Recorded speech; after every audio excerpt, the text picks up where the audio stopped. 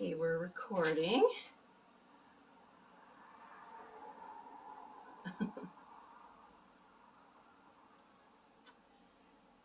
Well, hello there, Lanora Lennon and Mr. Miyagi. Uh, we're here today. Well, I brought Miyagi to mainly share his cuteness. Um, but I would like to ask you, have you ever felt like you wanted and deserved more joy, expansiveness, and freedom, and just a general well-being? And have you ever felt that you needed something to change in order for that to happen? Well, in this video, I am going to share with you my lightning bolt moment that I had that put me on the path of consciously practicing the law of attraction. And then I also want to share with you a few simple concepts that can put anyone, you included, on a path of greater joy, abundance, and freedom. Because ultimately that's what we all want, is more freedom. And often the case is we need freedom from ourselves, especially for those of us living in developed countries. So I have to say, this experience worked for me better than I couldn't have even imagined how well and effective these tools are. And they are available for anyone who is willing to wholeheartedly test it out for themselves. So please don't take my word for it, but I dare you to test it out for yourself and see what happens. So I had a bad attitude about the law of attraction. I had heard about it. I mean, I was a yoga instructor and a spiritual practitioner all of my life. Have always felt very connected to spirit, and I had heard about law of attraction through The Secret, and honestly I just felt like it was kind of BS spirituality, hokey BS. And I was like a yoga purist, and which I'm not anymore, but kudos to you who are. It didn't end up being my path fully. It's part of my path, but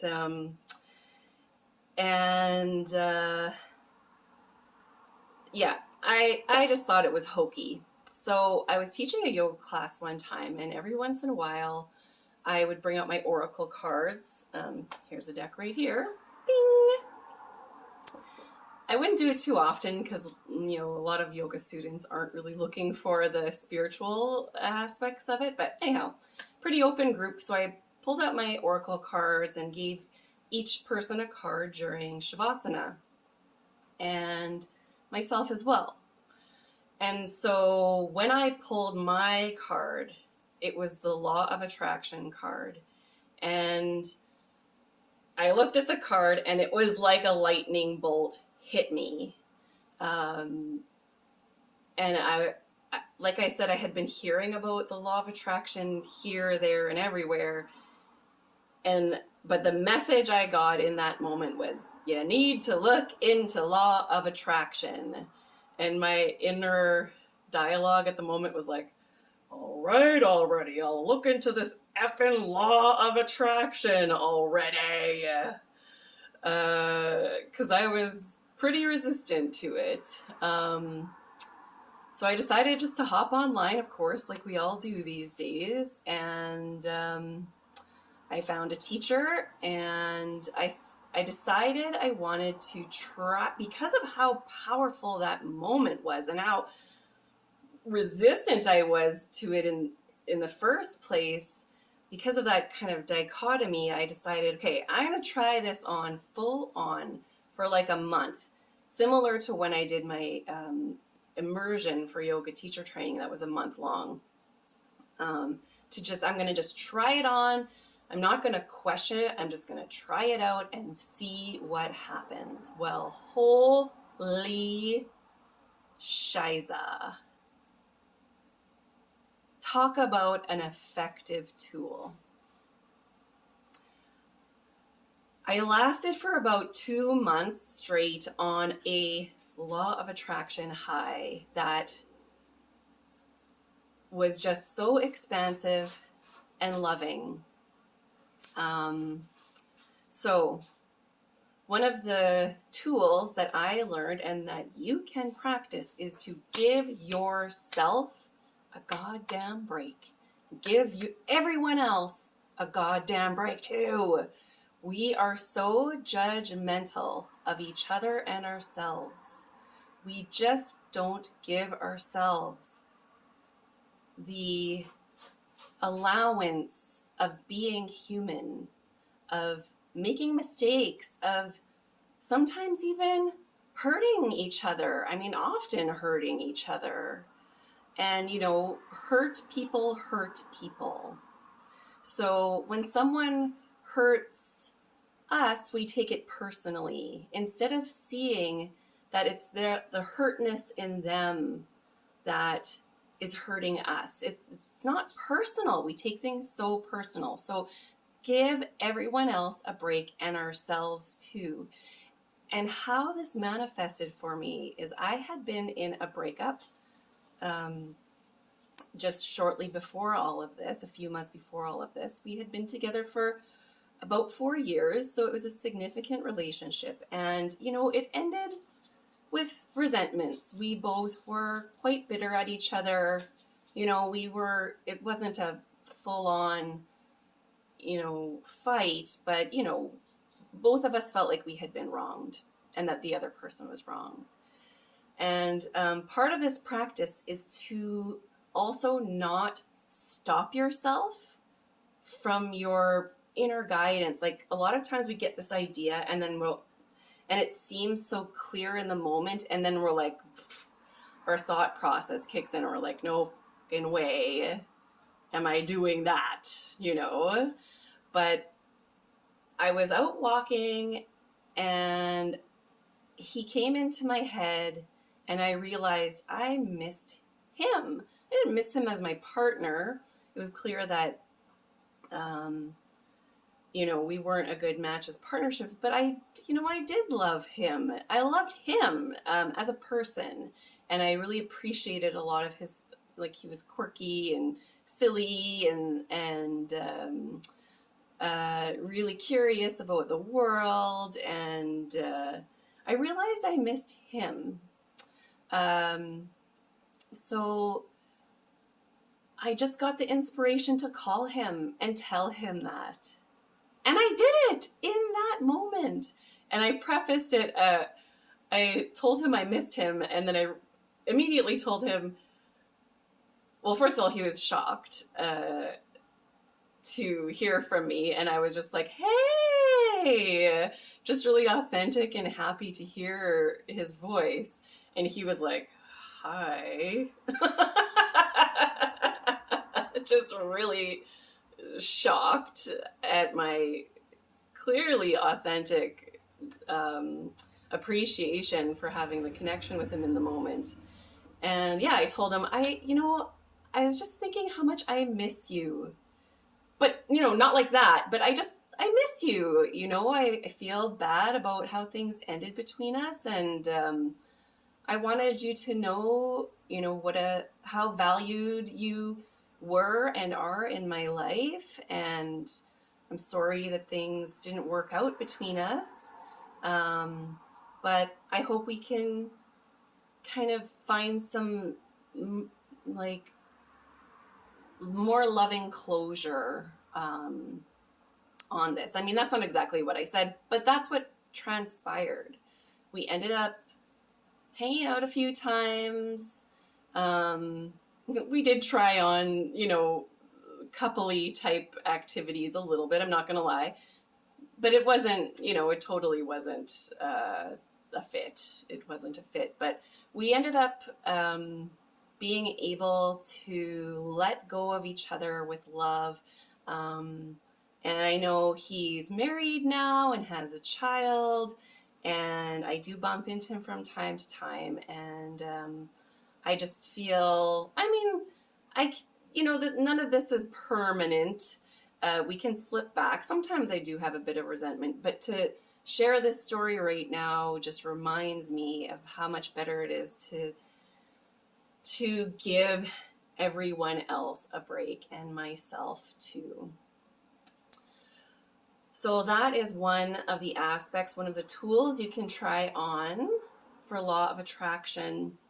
And another quick one I want to offer to you is to reach for a better feeling thought in each moment. So this doesn't mean that we need to go from feeling depressed to elated, but rather in each moment, just try to level up even just a little bit. Like, I do suffer with depression myself, and one of the ways that I practice this if I'm feeling depressed is if I'm, say, laying on the couch, feeling lonely and that nobody loves me and all of those things, I can turn my attention to Mr. Miyagi, who you met at the beginning of this video, and I can just feel myself feel just that little bit better. And then I can contemplate on how magically he came into my life. I'm a huge dog lover. I love, who doesn't love animals? But, it's really been a part of my identity in my life that I love dogs. I actually even ran a pet business for about 10 years to work with animals all the time. So, and I can just contemplate on actually my ex, who I just mentioned, actually adopted Mr. Miyagi, and I didn't want to adopt a dog at the time, just for the responsibility aspect of it. We happened upon him, and I was like, obviously he is the most adorable dog in the world. But I just am not ready for that commitment. And then he decided to end up adopting him, and hey, come here, come here. Let me show you him. Come here, baby. And when we broke up, turns out I was the one who was responsible enough to keep him. So, and he is like cuter than any dog I ever would have imagined that I would have. So that's just a way that I can start leveling up, and all I had to do was just notice his adorableness, and then the rest kind of starts to naturally flow. And just that little bit of a better feeling thought. And then also on top of that, going back to the giving ourselves a break, don't feel bad about feeling bad. That's part of being a human, is that we feel bad sometimes. So we make it worse when we feel bad. A better option would be to just give yourself a hug. Give yourself a hug. It feels so good.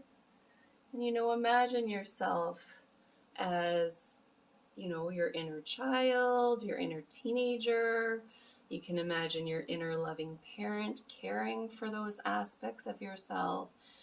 Love yourself up like you would a young one in your life or a pet, or if you don't have anything like that in your life, just visualize yourself as a young child and give them a big hug, and give them a long hug. Don't just give them a little hug. Sometimes I like to do that, and I'll just close my eyes, and sometimes I'll even have a cry. And it feels so good. It feels so good to just love yourself. So I will close with there for today. And please leave a comment. Share with me any of your thoughts or inspirations, or if you decide to try on a couple of these tools, some of your experiences. I would love to hear about it. So, mwah, love yourself, and yeah, enjoy.